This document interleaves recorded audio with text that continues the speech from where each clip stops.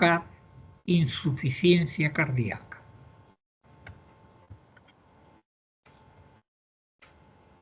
Se pretende alcanzar los siguientes logros: reconocer y diferenciar la fisiopatología de la insuficiencia cardíaca,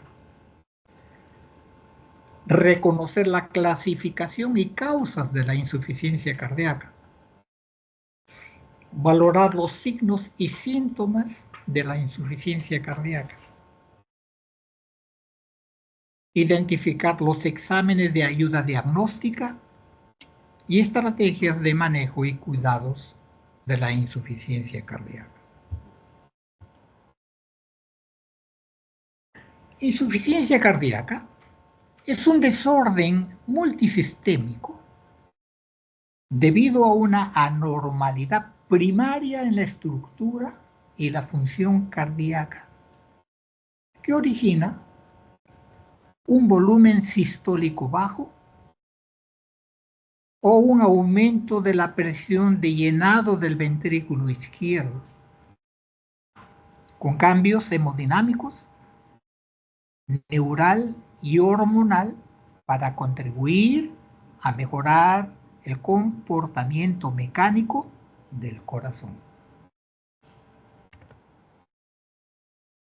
El algoritmo diagnóstico en pacientes en los que sospechamos de insuficiencia cardíaca nos lleva a evaluar la historia clínica, a practicar un examen físico completo, hacer uso de electrocardiograma y exámenes de laboratorio, paralelamente un ecocardiograma transtorácico y añadir otras pruebas si fueran necesarias. Un hecho importante y valioso es que no debemos descuidar el dosaje de los denominados péptidos natriuréticos.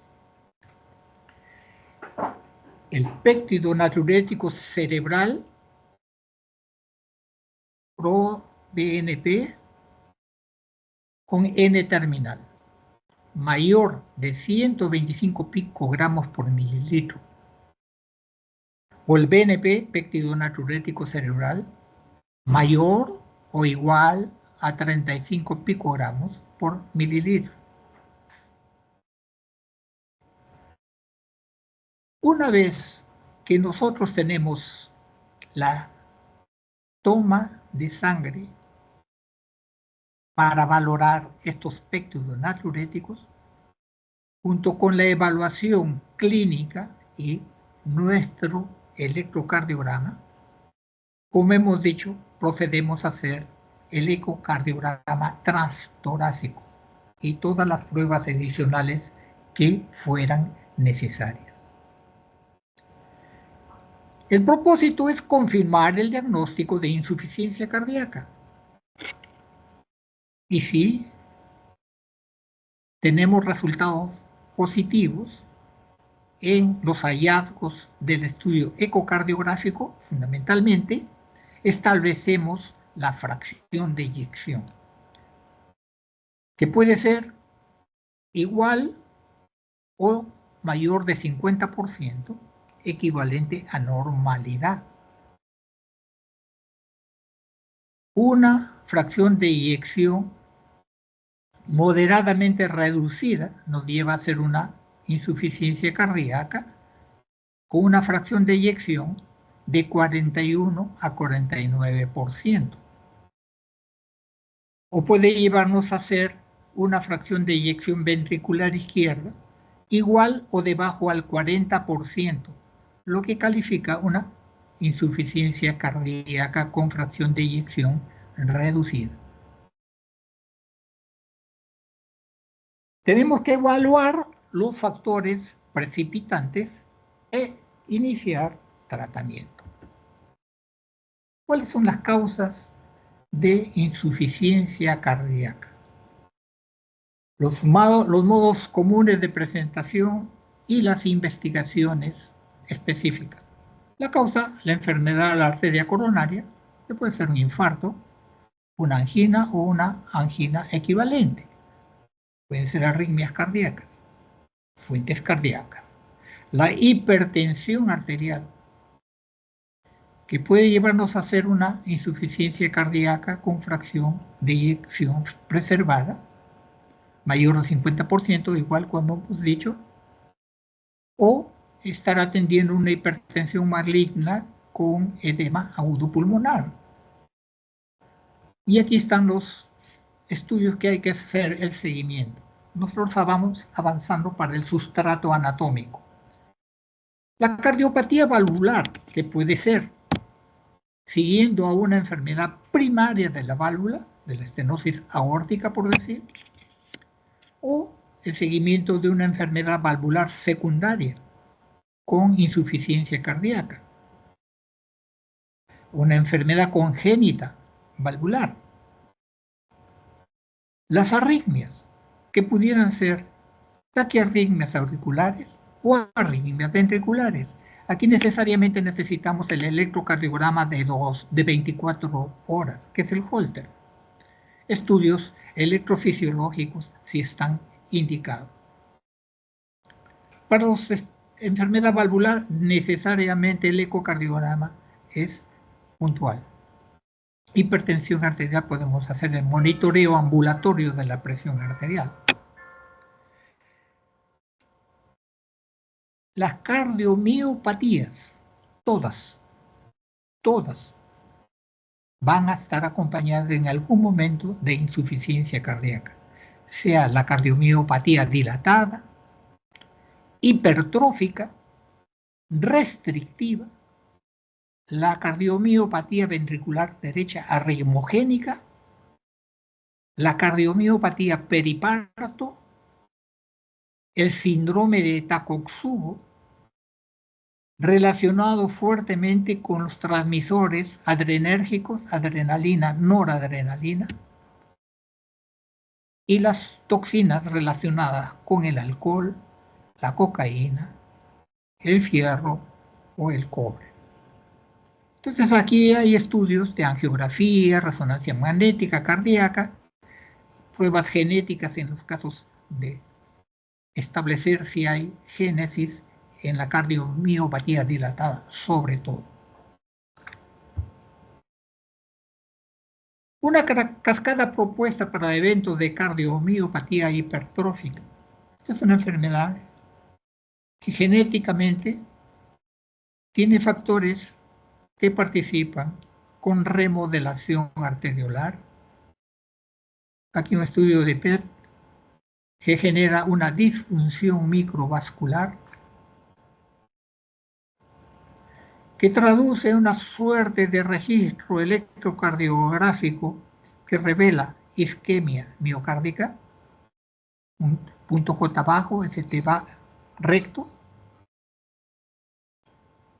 que se relaciona con fibrosis miocárdica y que invitan a una suerte de remodelación ventricular izquierda, en donde se genera disfunción sistólica y diastólica, que conducen a la insuficiencia cardíaca, génesis de arritmias y de muerte súbita.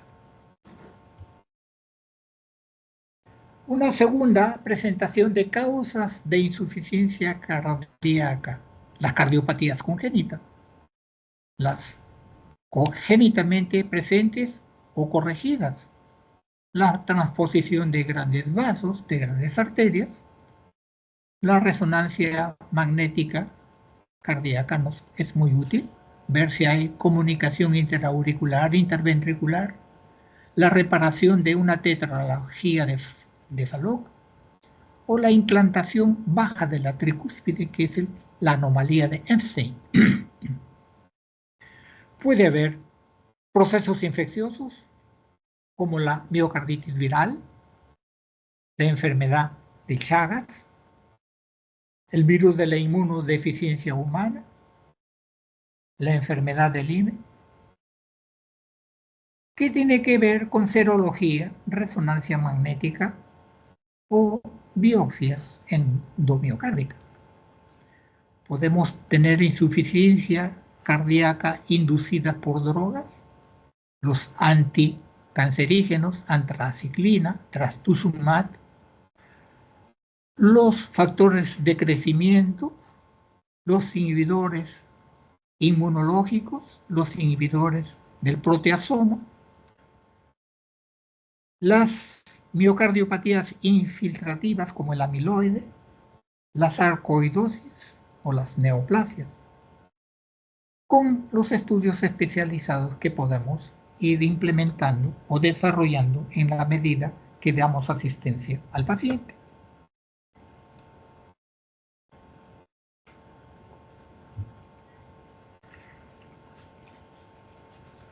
Estas imágenes nos recuerdan los eventos generados por COVID-19. Los mecanismos básicamente en que desarrollan el COVID, una infección en la que moviliza un sistema inflamatorio, una oleada sistémica muy grande con activación de macrófagos y tormentas de inflamación con citoquinas. Como todo proceso infeccioso sistémico, genera inflamación acompañada de fiebre. La fiebre nos hace hiperventilar. Y la hiperventilación genera un uso exagerado de oxígeno, dando lugar a hipoxemia. La hipoxemia, los procesos inflamatorios, estas tormentas de citoquinas, más la fiebre, incrementan pues el consumo de oxígeno. Y si el consumo de oxígeno está aumentado, necesariamente están ligados a una injuria miocárdica, además del proceso inflamatorio de la miocarditis asociado a COVID-19.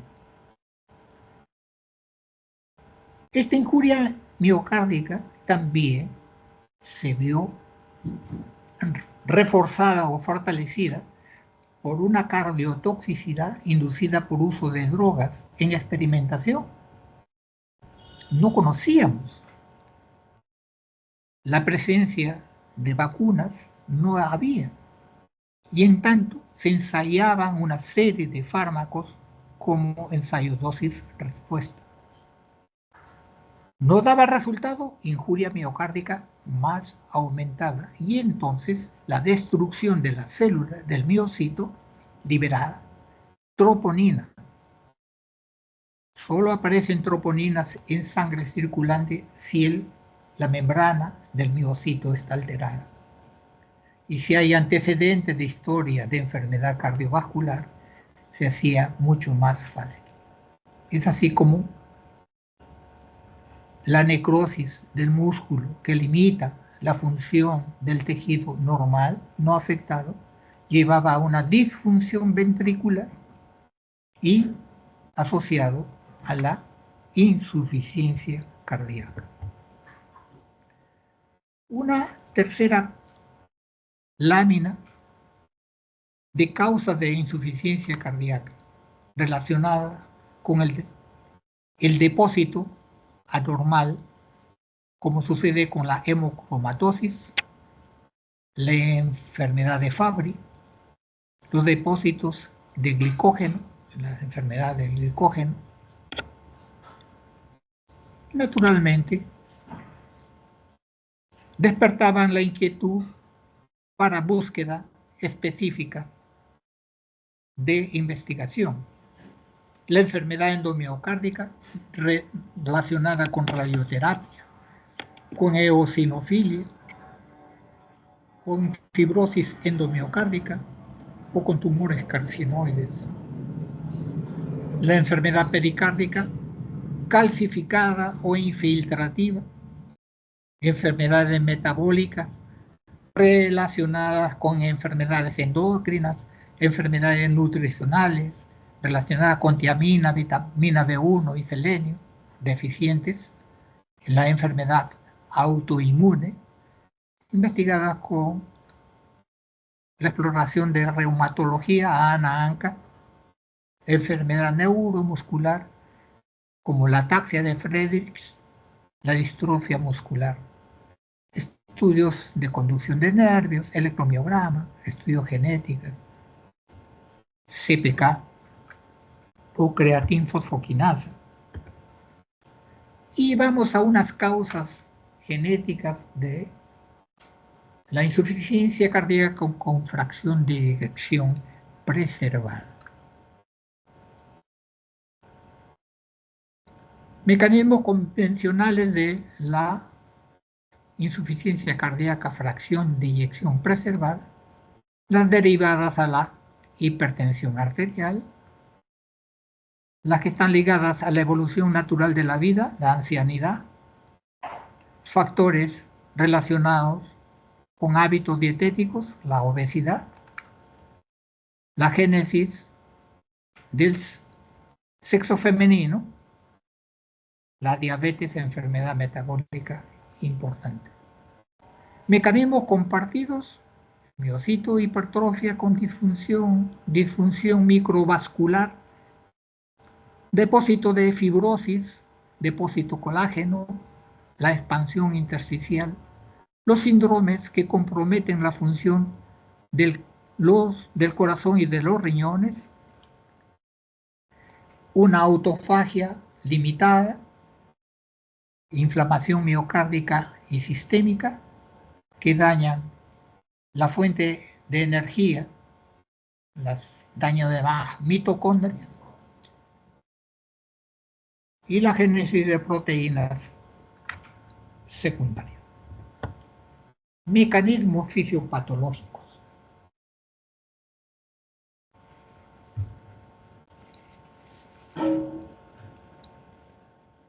La insuficiencia cardíaca se inicia con un acontecimiento que supone una agresión para el miocardio, que puede ser 1. Una sobrecarga de presión. Ejemplos tipo de esta situación son los que acompañan a la hipertensión arterial o la estenosis aórtica valvular. En estos casos, el miocardio inicialmente es normal, dado que no existe un problema intrínseco de contractilidad. Pero este miocardio normal debe enfrentarse a una carga superior a la habitual que tras un periodo variable de tiempo puede conducirnos a la insuficiencia cardíaca. Alteraciones fisiopatológicas sugestivas, lo hemos visto ya en una lámina presentada, con motivo de la clase de hipertensión. El incremento de la sal nos lleva a hipertensión, fibrosis miocárdica con hipertrofia del cardiomiocito, engrosamiento, las paredes libres de los ventrículos, la remodelación auriculoventricular, porque como está impedido el vaciamiento de la aurícula izquierda, crece esta y aumenta la presión del desagüe, el drenaje de las venas cavas pulmonares, de las venas pulmonares. Y entonces se genera la fuente de génesis de la fibrilación auricular, generando disfunción diastólica previa a lo que es la insuficiencia cardíaca con fracción de eyección preservada. El depósito de fibras, ácidos grasos de cadena corta, asociados con inflamación, disfunción microvascular, hipoxia tisular, que generan una suerte de reducción en la producción de ATP. De otro lado, la grasa con ácidos grasos de cadena larga, lipotoxicidad, disfunción mitocondrial y reducción de producción de ATP, acetilación, los niveles de azúcar alto que generan resistencia a la insulina, una reducción de la captación de glucosa por los músculos y entonces impidiendo el metabolismo de la glucosa. Necesariamente demandan una oxigenación mayor para la producción de ATP. Está reducida y condicionando la insuficiencia cardíaca, fracción de eyección preservada. La grasa epicárdica y la distribución del tejido adiposo visceral contribuyen al fenómeno de inflamación. Número 2, una sobrecarga de volumen. Las regurgitaciones valvulares, denominadas insuficiencia mitral o aórtica, así como los cortocircuitos de izquierda a derecha, porque hay más presión en la izquierda que en la derecha, constituyen ejemplos de esta situación en la que el miocardio al inicio es normal. Una pérdida localizada de miocitos, como sucede en el infarto de miocardio, que es una de las causas más frecuentes de insuficiencia cardíaca, constituye el ejemplo más claro de esta situación.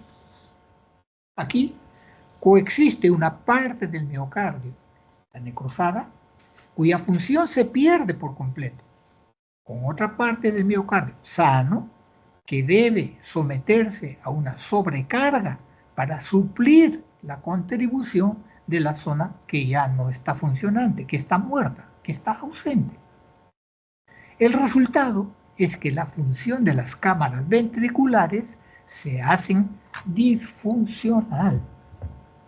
Y 4, una disminución generalizada de la contractilidad, y esto sucede en las miocardiopatías dilatadas de diverso origen. Aquí la función de las cámaras es anormal por una contractilidad deficiente del miocardio, sin que existan zonas normofuncionantes. Todo es anormal. Acá nos referiremos a unos síntomas como para ir relajándonos un poco, relacionados con el insomnio. Este síntoma guarda relación con la dificultad para iniciar el sueño, una dificultad para mantener el sueño iniciado,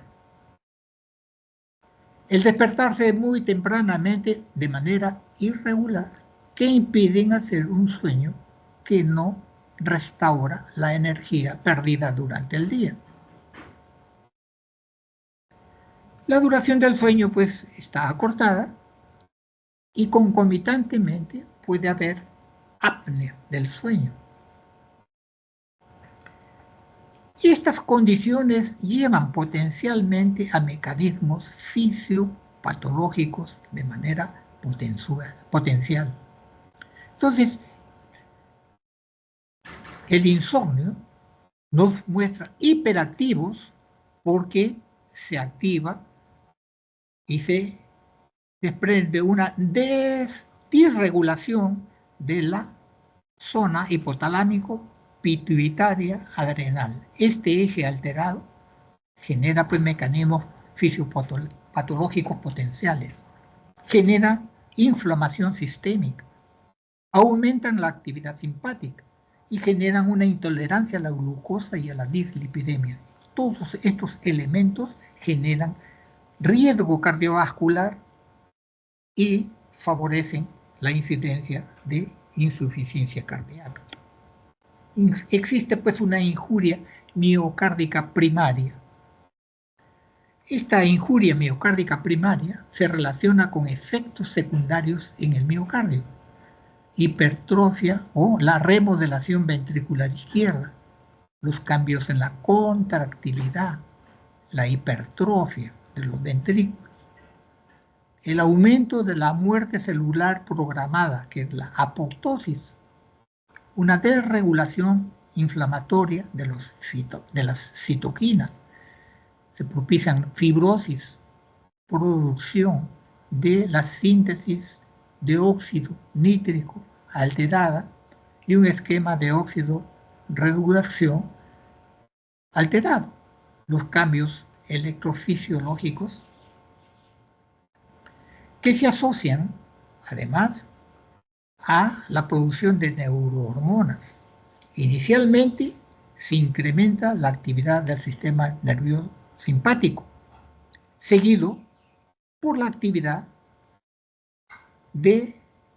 aumentada del sistema renina-angiotensina-aldosterona, propiciada por la actividad simpática grande, estimulación beta 1 a nivel del aparato justaglomerular del riñón, producción de renina y activación de angiotensina 2. Elevan los niveles de endotelina,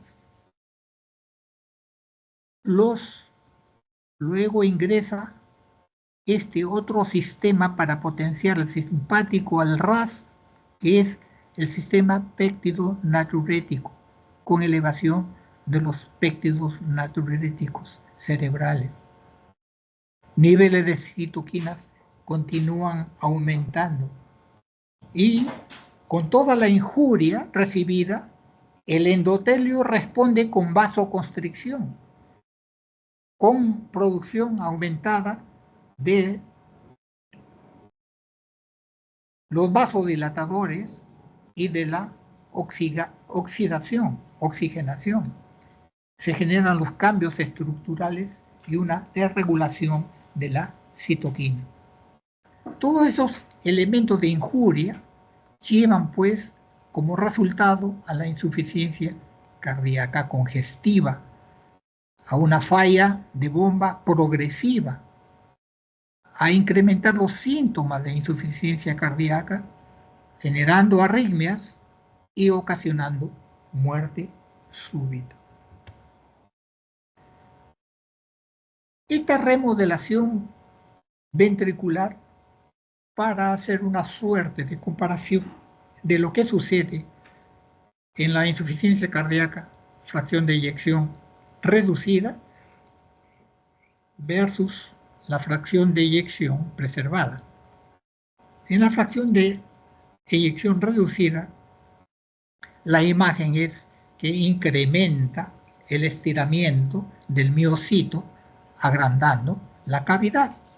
Hipertensión, enfermedad coronaria, la obesidad, la fibrilación auricular generan una presión venosa central generada, favorecida por inflamación. Entonces la remodelación es excéntrica. Se despierta la modulación neuromural que sigue a los puentes aortocoronarios, a la terapia de resincronización cardíaca y a los fenómenos de ablación cuando aparece la fibrilación auricular o cualquier otro evento arritmogénico. El propósito, producir la remodelación ventricular izquierda y revertirla. En la fracción de eyección preservada, la remodelación ventricular es concéntrica. Acompañan a la hipertensión, la obesidad, la fibrilación auricular, la diabetes mellitus, la enfermedad renal. O sea, hay más comorbilidades que apenas la cubramos, la diagnostiquemos, prácticamente tenemos que asociarlo a insuficiencia cardíaca con fracción de eyección preservada. Entonces, la progresión del ventrículo izquierdo hay que remodelar. Los criterios de insuficiencia cardíaca, que hace más de 70 años la estableció Framingham, el estudio Framingham en los Estados Unidos, en la que se señaló que se requería la presencia de dos criterios mayores o de un mayor conjuntamente con dos criterios menores para el diagnóstico de insuficiencia cardíaca. Dentro de los criterios mayores, Framingham reconocía la disnea paroxística nocturna. Esta disnea aparece luego de que la persona se acuesta. Ustedes saben que por efecto de la gravedad, los fluidos se concentran en los miembros inferiores y cuando hay déficit de retorno se forman edemas. por aumento de la presión hidrostática. Esos edemas que se forman durante el día, cuando uno entra a la cama, se cubre, todo lo que salió retorna al intravascular, de donde salió en el día. Y entonces se produce una suerte de incremento del volumen circulatorio.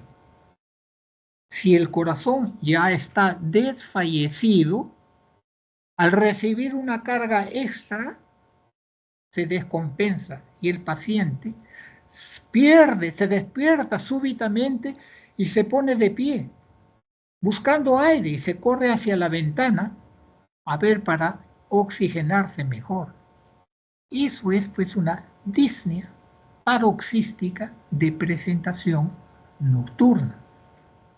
Y claro, el paciente va a sentirse beneficiado, va a ventilar mejor. Pero ojo, que nosotros tenemos que asociar que solo el hecho de estar de pie ya nuevamente impide, limita el retorno venoso.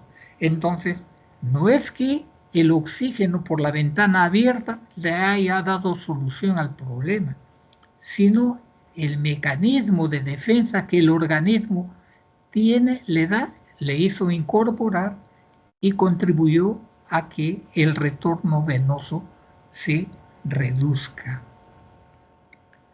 Si el volumen circulante está aumentado, las venas del cuello se dilatan y parecen unas pequeñas salchichas. La distensión de las venas del cuello de las yugulares, entonces también es un signo o un criterio mayor de insuficiencia cardíaca. La presencia de rales, crépitos, crepitantes, subcrepitantes en la base de los pulmones también constituye un criterio mayor de insuficiencia cardíaca. La cardiomegalia presente en la radiografía de tórax como resultante de un aumento del tamaño del corazón es también un criterio mayor. La presencia de congestión pulmonar que diseña un edema pulmonar agudo también es un criterio mayor. Como criterios menores se señala al edema de los tobillos. No todos los edemas que aparecen en el tobillo están asociados a insuficiencia cardíaca. Pueden estar acompañando a un síndrome nefrótico que acompaña a la insuficiencia renal crónica. Pueden estar asociados a baja de proteínas. El síndrome nefrótico que acompaña y origina edemas en la insuficiencia renal, particularmente la del diabético, genera edemas y no necesariamente están acompañando a insuficiencia cardíaca congestiva. Una disnea que ordinariamente se presenta con el ejercicio y aparece cuando uno está en reposo sin tener una enfermedad pulmonar conocida, es un criterio menor para calificar insuficiencia cardíaca. Si hay un derrame pleural, ya la presencia de líquidos en la pleura por congestión sistémica y particularmente por edema pulmonar, propicia la aparición y la calificación de un criterio menor para insuficiencia cardíaca. Otro hecho es Framingham observó taquicardia, pero nosotros vamos a revisar en adelante que esto es secundario a un mecanismo de defensa del organismo para protegerse de una caída del volumen de expulsión en cada latido, de modo tal que la frecuencia cardíaca se pone o va arriba de 120 latidos por minuto. La sensibilidad del estudio Framingham 100%, especificidad un 78%, para definir la insuficiencia cardíaca que acompañan a las personas. Compromete también el criterio de considerar una fracción de eyección mayor o igual a 50%, como es la insuficiencia cardíaca de fracción eyección conservada. Aquí mostramos lo que es la dilatación de la vena yugular, ¿no? Si nosotros ocultamos el corazón, encontraremos un tercer ruido que se denomina galope cardíaco. Entonces el trunta, trunta, trunta está presente acompañando a los ruidos cardíacos. La ocultación de los crepitantes pulmonares que hemos hecho referencia. Si hacemos el estudio del ecocardiograma y este resulta en una fracción de eyección de 25%, claramente queda el diagnóstico de la insuficiencia cardíaca con fracción de eyección reducida. La disnea con una fracción de eyección de 50% puede o no puede ser calificado con una insuficiencia cardíaca de fracción de eyección preservada. El examen clínico resulta de una buena anamnesis y el examen clínico cuidadoso como pilares del diagnóstico de insuficiencia cardíaca. Los pacientes con insuficiencia cardíaca pueden presentar varios síntomas, como ya hemos mencionado. La disnea es el síntoma común y suele exacerbarse durante el ejercicio. Cuando la insuficiencia cardíaca gradualmente se vuelve severa, los pacientes desarrollan ortopnea, es decir, la situación de que el paciente llega con dificultad al consultorio. Uno le invita a sentarse al borde de la camilla y ya llega fatigado. Le invitamos a acostarse y súbitamente rebota como un muñeco porfiado. Automáticamente se sienta. Y es que la posición acostado hace que el retorno venoso se exacerbe, aumente, encuentre facilidad y entonces ya prácticamente la gota que colma el vaso hace que no soporte, que no tolere y que busque la posición que condicione un menor retorno venoso. Esa es la ortopnea. Es decir, el paciente está más cómodo sentado que acostado. Y además también aparece la disnea paroxística nocturna que ya hemos hecho referencia. O sea, la ortopnea y la disnea paroxística nocturna son síntomas específicos, sin embargo, la sensibilidad baja en los pacientes que son levemente sintomáticos. Una disminución del gasto cardíaco provoca fatiga severa y los pacientes con arritmias como la fibrilación auricular a menudo desarrollan palpitaciones. La anorexia, la indigestión y la hinchazón pueden ocurrir en pacientes con disfunción ventricular derecha. La disnea se clasifica según la actividad necesaria para la manifestación del síntoma y ayuda a seguir el curso de la enfermedad o la respuesta al tratamiento de la insuficiencia cardíaca, aunque no es proporcional el grado de función ventricular. Para diagnosticar con precisión la evidencia objetiva de la insuficiencia cardíaca que sugiere disfunción cardíaca, se necesita estudios de ecocardiografía. La clasificación funcional de la Asociación Americana de Nueva York califica la clase funcional 1, 2, 3 y 4. Estas clases funcionales van acompañadas de síntomas. En la clase 1 no hay síntomas y la actividad física es normal. En la clase 2, los síntomas son leves con actividad física normal. O con clase 3, si los síntomas son moderados, con menos actividad física. Sin embargo, en reposo está bien.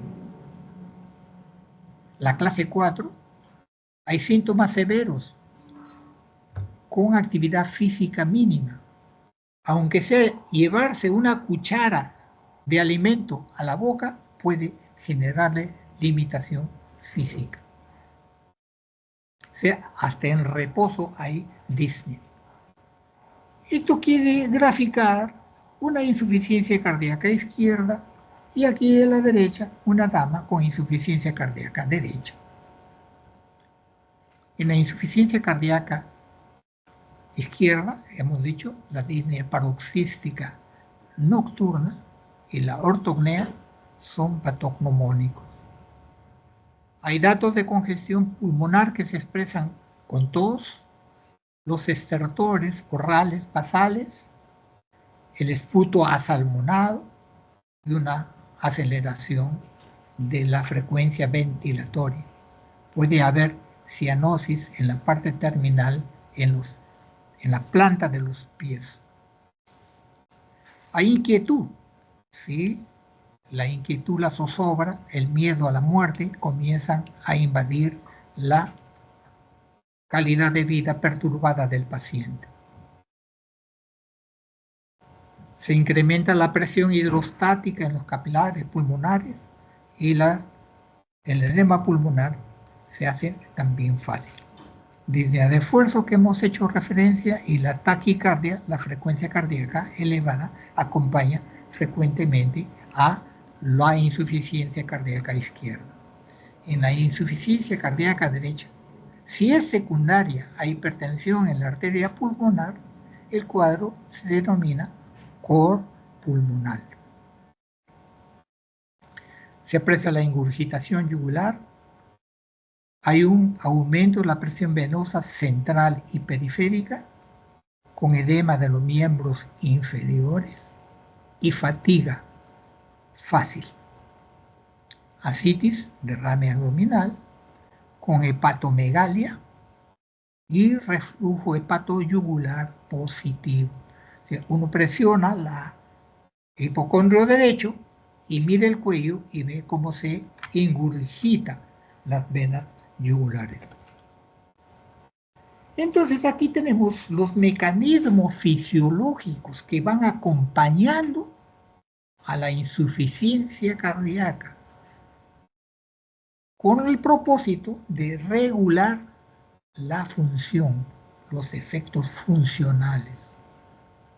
Entonces, en la progresión de los síntomas de la insuficiencia cardíaca participa el sistema nervioso simpático tratando de generar un aumento de la vasoconstricción.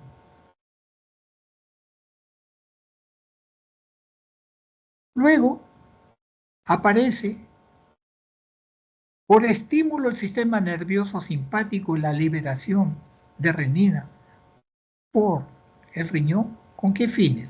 Retener el sodio, aumentar la presión arterial.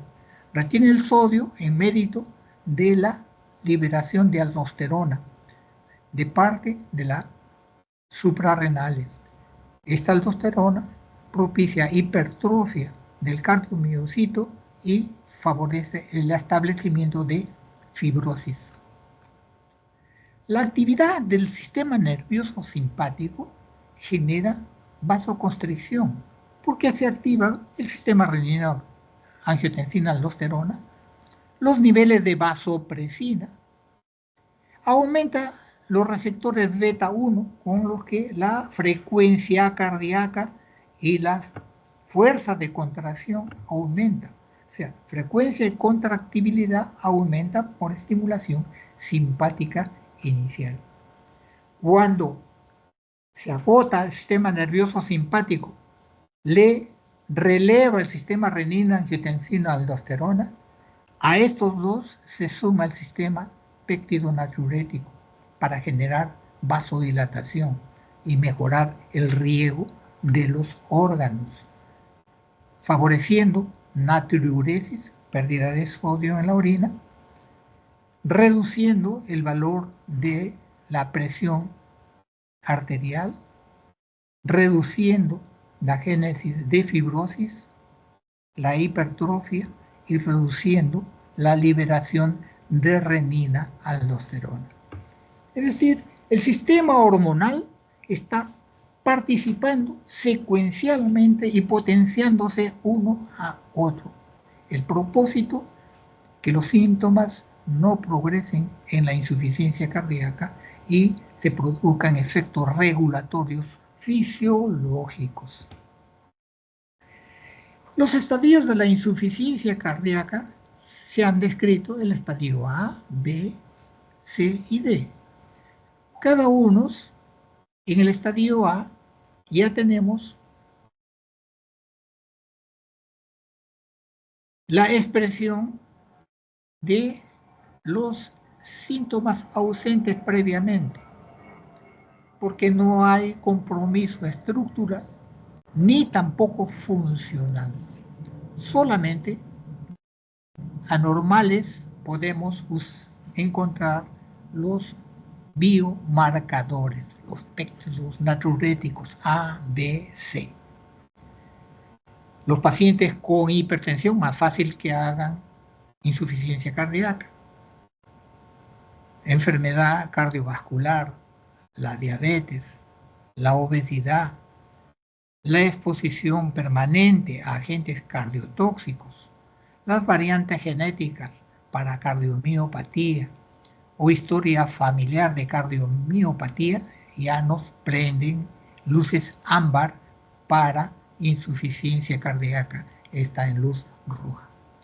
El estadio B ya presentan síntomas y signos actuales sin evidencia de insuficiencia cardíaca, pero con reconocimiento de presencia de enfermedad estructural y comienza a aumentar las presiones de llenado cavitario. Los factores de riesgo que contribuyen son el aumento de los niveles de los péptidos natriuréticos o persistentemente la troponina cardíaca que comienza a elevarse. En ausencia o compartiendo diagnóstico de insuficiencia. En el estadio C, la insuficiencia cardíaca está sintomática. Los síntomas que antes no estaban presentes, ahora sí lo están. Y el estadio D de una insuficiencia cardíaca es la insuficiencia cardíaca avanzada. Los síntomas son marcados, que interfieren con la calidad de vida y están requiriendo hospitalizaciones repetidas a pesar de recibir tratamiento médico guiado o dirigido por las guías. Los estadios pues, de la insuficiencia cardíaca, el estadio A, repetimos, paciente con factores de riesgo para padecer insuficiencia cardíaca. El estadio B, anomalías estructurales cardíacas en ausencia de manifestaciones clínicas, están asintomáticos. Y el estadio C es la insuficiencia cardíaca sintomática y el estadio D, la insuficiencia cardíaca refractaria o terminal.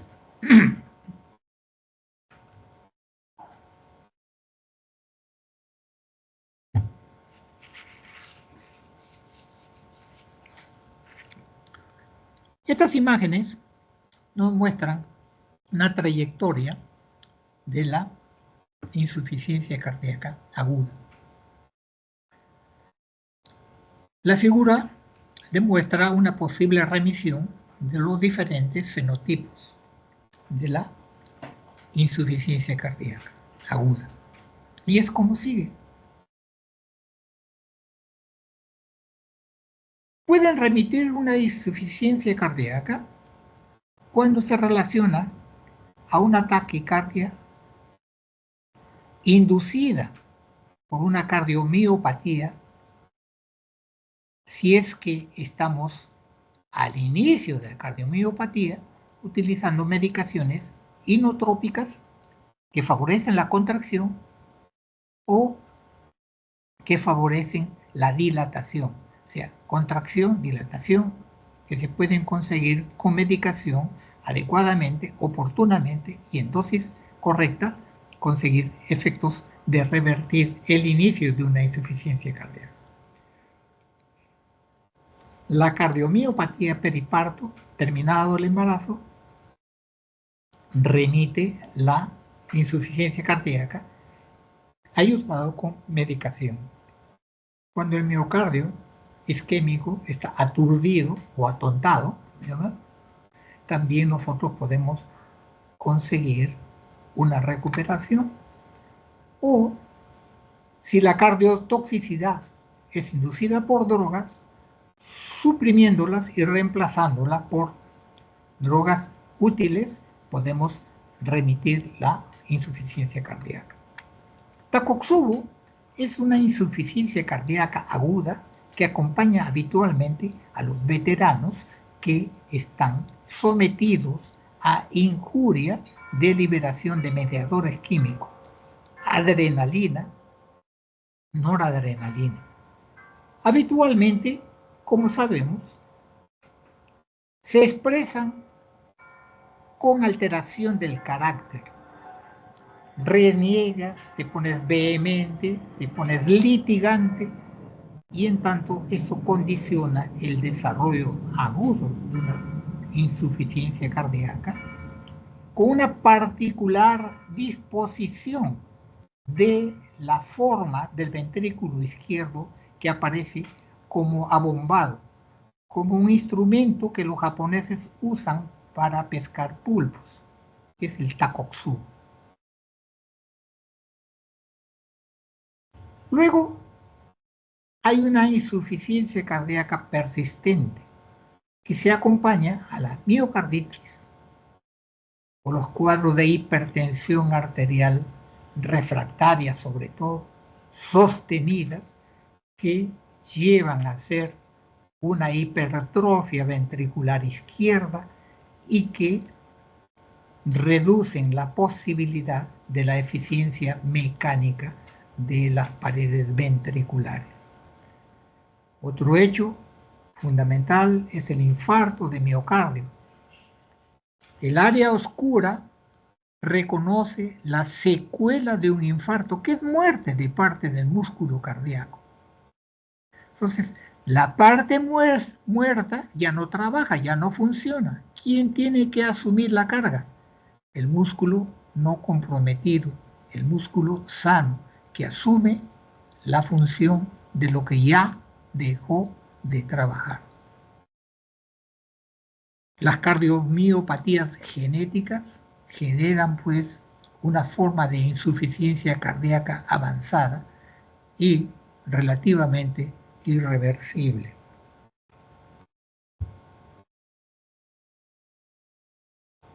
Entonces, el tipo de falla cardíaca se relaciona con la fracción de eyección. Hemos dicho que puede ser reducida, moderadamente reducida o fracción de eyección preservada. Evidencia clínica para demostrar simplemente el ecocardiograma y no necesita otra evidencia para medir la fracción de eyección que nos está entre menos o igual a 40%. En la insuficiencia cardíaca moderadamente reducida, la fracción de eyección está en 41 a 90% y no requiere mayor presencia de síntomas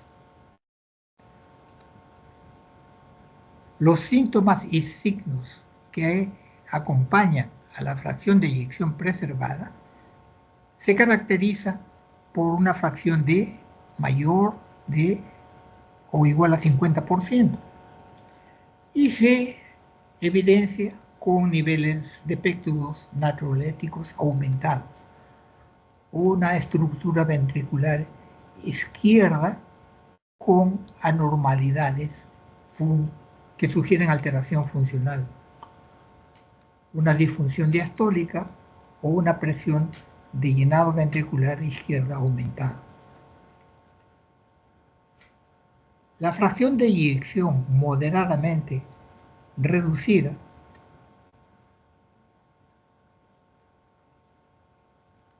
la PEF es la fracción de eyección preservada y la REF con insuficiencia cardíaca, fracción de eyección reducida.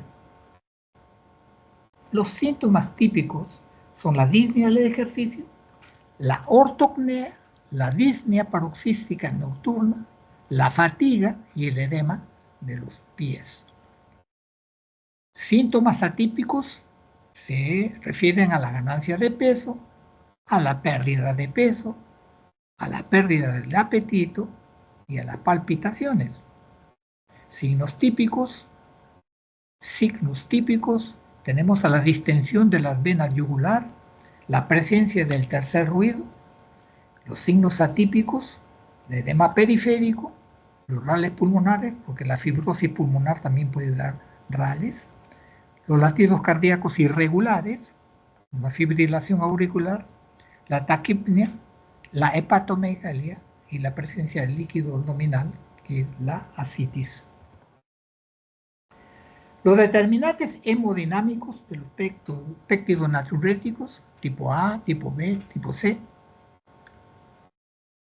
tienen que ver con un aumento del volumen, con hipoxemia probable, el péptido natriurético A, el péptido natriurético cerebral, tiene que ver con la función del miocito ventricular, con la disfunción ventricular sistólica, la disfunción ventricular diastólica, la disfunción valvular o la disfunción del ventrículo derecho también participa en la génesis del péptido natriurético cerebral o el NT-proBNP.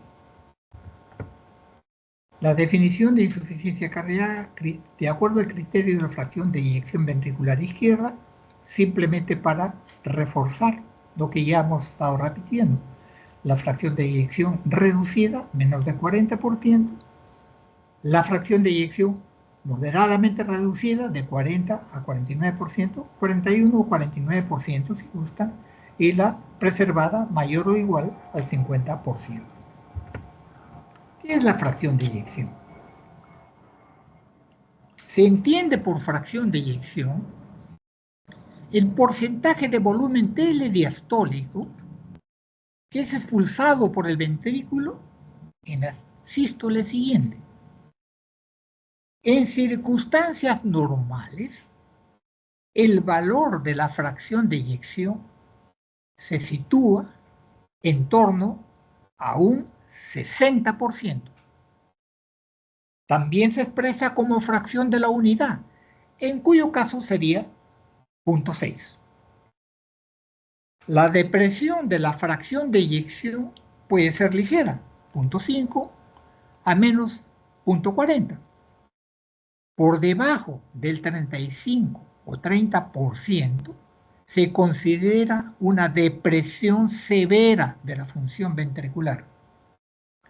La depresión de la fracción de eyección puede ser ligera, 0.5, 0.40, pero por debajo del 35 o el 30% se considera una depresión severa de la función ventricular. La caída de la fracción de eyección supone que se expulse menos sangre en cada sístole. Para compensar esta situación y mantener el volumen minuto, existen dos alternativas fisiológicas. Aumentar la frecuencia cardíaca, que es una respuesta a corto plazo, o aumentar el volumen telediastólico, final de diástole, que es una respuesta a mediano plazo. En este último mecanismo de adaptación, la dilatación cardíaca es progresiva y puede por sí mismo conducir a la insuficiencia cardíaca. La fracción de eyección se suele medir mediante un ecocardiograma bidimensional, que también nos da idea de si el ventrículo está dilatado o no. En otras ocasiones se emplea la ventriculografía isotópica para calcular la fracción de eyección con técnica de equilibrio, empleando por lo general marcadores basados en el tecnecio 99. La ventriculografía con contraste que se realiza durante el cateterismo cardíaco también nos permite conocer la fracción de eyección en los pacientes en los que se ha hecho un cateterismo.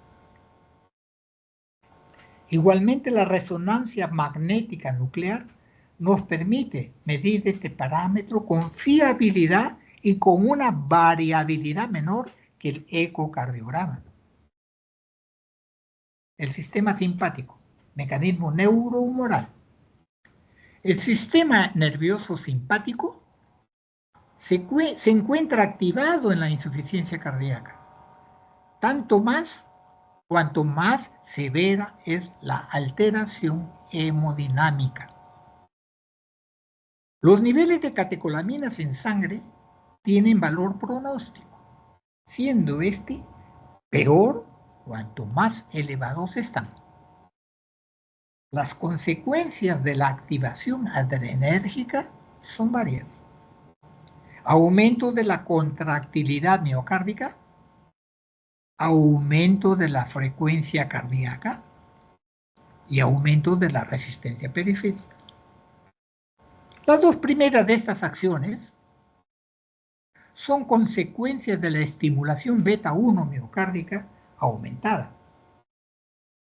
El aumento de la frecuencia cardíaca contribuye a mantener el gasto cardíaco en situaciones en que el volumen latido está disminuido, mientras que el aumento de la resistencia resulta del predominio de la estimulación alfa sobre la beta-2, con la finalidad de mantener la presión de perfusión y redistribuir el flujo hacia el corazón, cerebro, riñón, en detrimento o en perjuicio de otros órganos como la piel y el área esplácnica o visceral.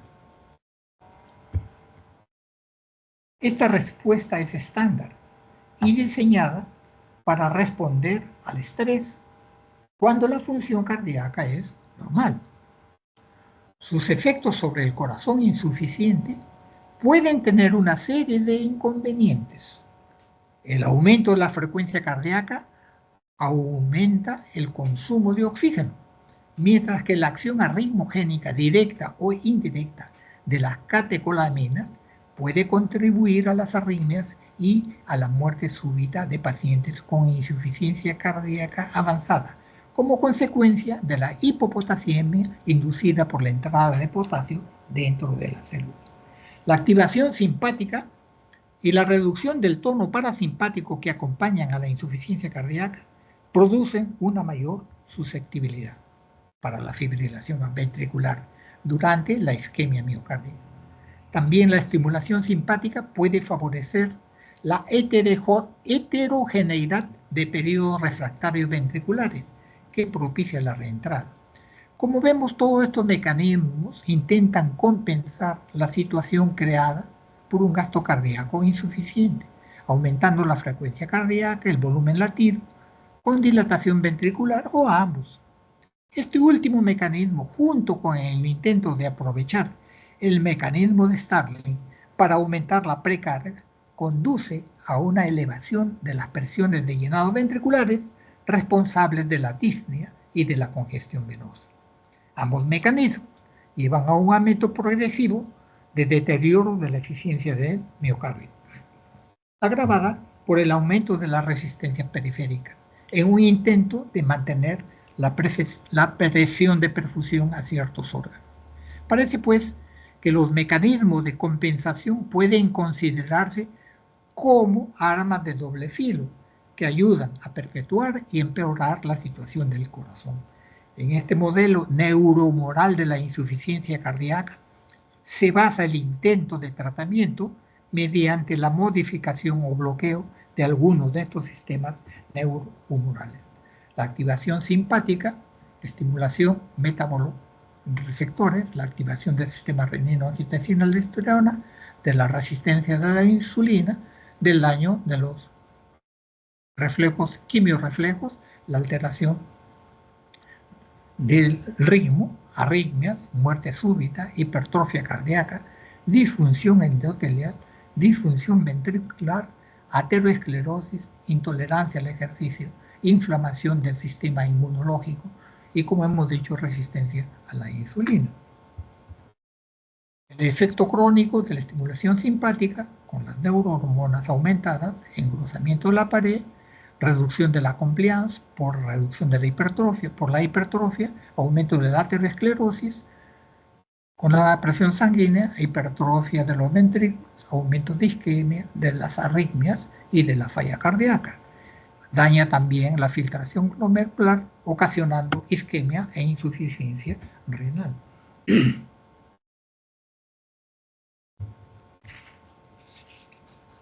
El sistema renina-angiotensina-aldosterona, el deterioro progresivo y la deficiencia mecánica del miocardio, da lugar a la estimulación simpática beta 1 del aparato justaglomerular del riñón para la liberación de renina y la síntesis de angiotensina 2, que tiene una acción inotropa positiva. En la insuficiencia cardíaca de origen isquémico, el aumento de la contractilidad aumenta el consumo de oxígeno, pudiendo agravar la isquemia subyacente y promover el crecimiento celular responsable de la hipertrofia ventricular. La glándula suprarrenal induce la producción de aldosterona, que contribuye a la fibrosis miocárdica, favoreciendo la retención de sodio y agua. La angiotensina 2 aumenta el tono venoso, que ayuda a desplazar el pool venoso hacia el territorio pulmonar, aumentando la precarga ventricular izquierda para contribuir a mejorar el gasto cardíaco en función del mecanismo de Frank-Starling. Pero en estadios avanzados de insuficiencia cardíaca, cuando dicha curva se encuentra aplanada, el aumento de la precarga se traduce en una mayor congestión pulmonar y no en una mejora del gasto. De otro lado, el aumento de las resistencias periféricas pretende mantener la presión de perfusión a órganos clave a costa de condicionar una reducción adicional del gasto cardíaco. Aquí, pues, la participación de los riñones, del aparato digestivo, del fenómeno metabólico diabetes, que acompaña con una suerte de resistencia a la insulina, favorece la congestión, la hipertrofia y fibrosis ventricular se favorece con la insuficiencia renal, y entonces la participación del corazón, del riñón, los fenómenos metabólicos contribuyen, pues, de manera diversa a acrecentar la insuficiencia cardíaca. Aquí estamos con el sistema renina-angiotensina-aldosterona y la participación del sistema neprilicina para los efectos de la producción final en el RAS del receptor AT1 con angiotensina 2 y los péptidos natriuréticos con los efectos de contribuir a la vasodilatación para compensar lo que estimula el AT1, el receptor AT1, vasoconstricción, y los péptidos natriuréticos, vasodilatación. Farmacológicamente, se consigue neutralizar al sacubitril y al valsartán, elementos para regular la vasodilatación y reducir la vasoconstricción. Esto lo van a hacer más detenidamente cuando vean fármaco. La fragilidad del paciente es importante porque agrava la insuficiencia cardíaca, sus causas y sus consecuencias.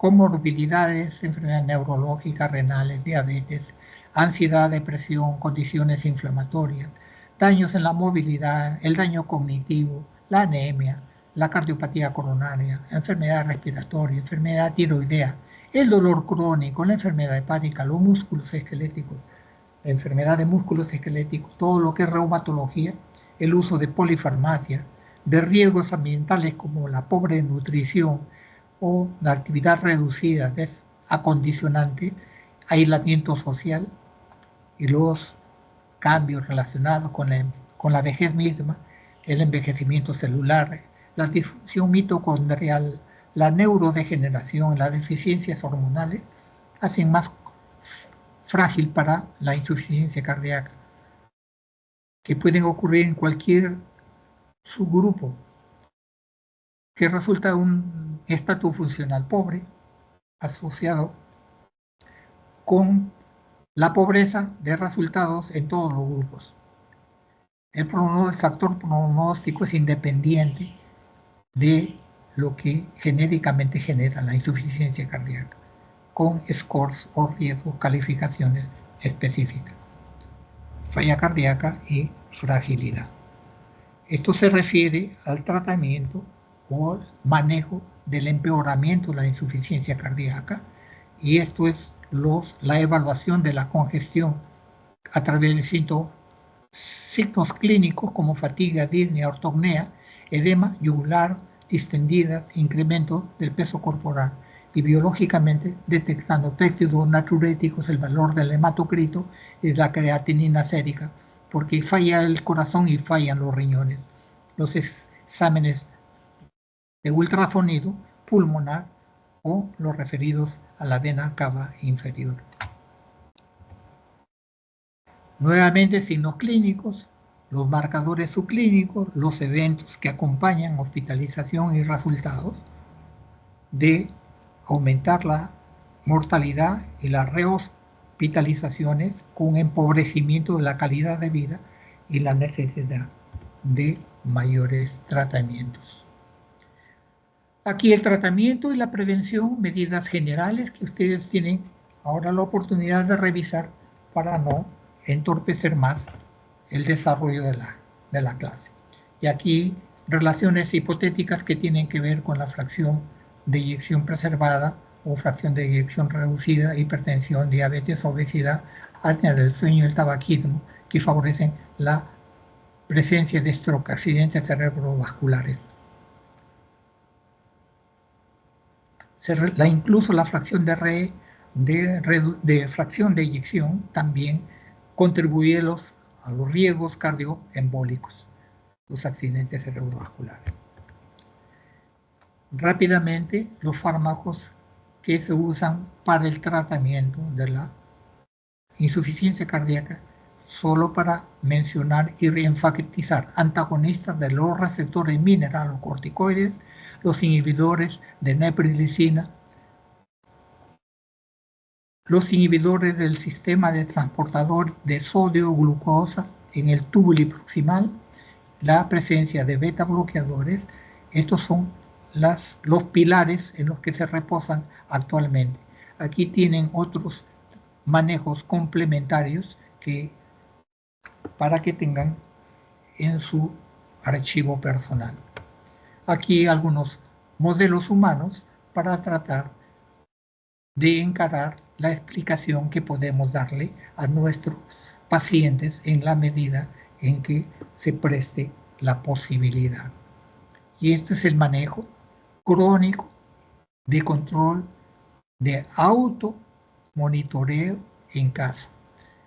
Su registro de presión arterial, el porcentaje del peso, la temperatura corporal, la saturación del oxígeno, la ingesta de sal en las comidas y el consumo de calorías, manteniendo una actividad constante.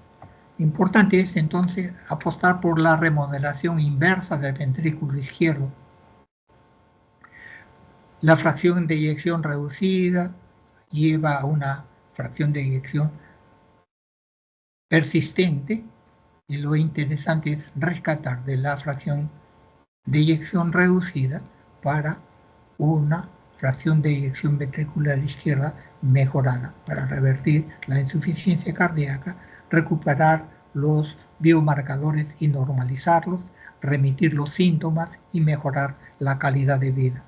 ¿Cómo lo conseguimos? Remodelando en forma reversa todo lo que acompañamos durante la clase en la pérdida de la calidad de fuerza del músculo cardíaco. Nuevamente, ahora sí, les agradezco por su atención prestada y estoy atento, apto para recibir cualquier pregunta, cualquier inquietud que desearan.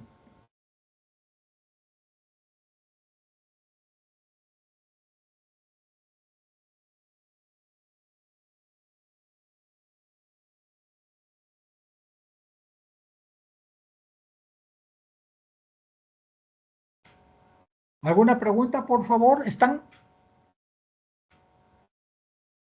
Sí, doctor, al parecer no hay preguntas. Todo está claro. A ver.